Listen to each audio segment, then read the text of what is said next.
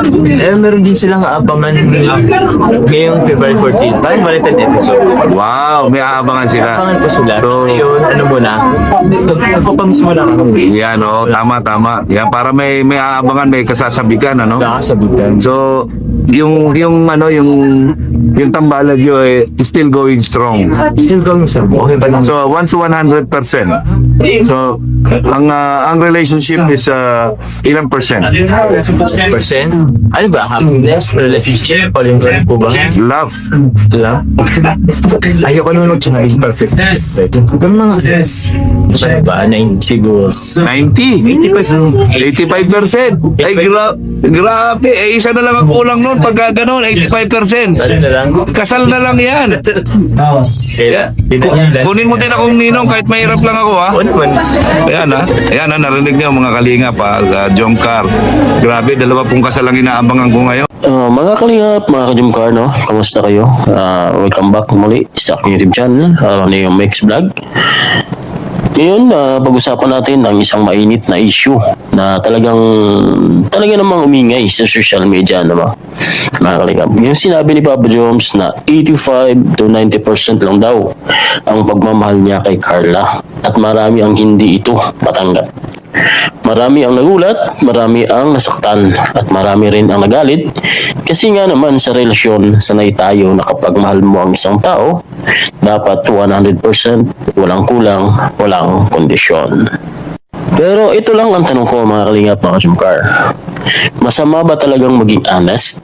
O mas masakit talagang pakinggan ang totoo? Hindi lahat ng tao pare-pareho magmahal.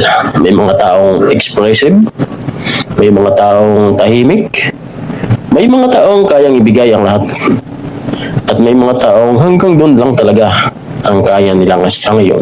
Kung titingnan natin sa isang side, hindi intensyon ni Papa Jones na saktan si Carla. Baka gusto lang niyang maging totoo sa sarili niya at sa publiko.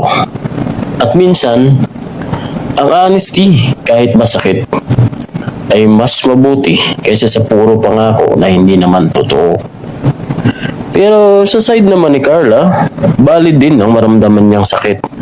Kasi sino ba naman ang may gusto na marinig na hindi ka mahal ng buo, di ba? Lalo na kung ikaw 100% ang kaya mong ibigay. Sa mga bashers dyan, hindi natin alam ang buong kwento ng relasyon nila. Madali tayo mag-judge kasi audience lang tayo. Pero sila ang totoong nasa sitwasyon.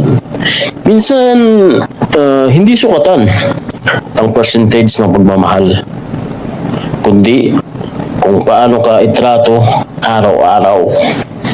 May 100% nga pero puro sakit naman. May 85% naman na may respeto, malasakit at katapatan. Ang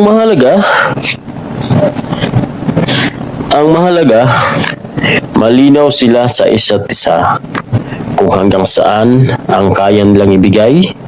Kasi ang relasyon hindi para sa lahat ng tao, kundi para sa 2 taong handang kumintindi. Comment nyo naman sa baba mga kalingap, mga Jumcar. Tama ba ang pagiging honest ni Papa Jones? O mas masakit talaga kapag hindi buo ang pagmamahal?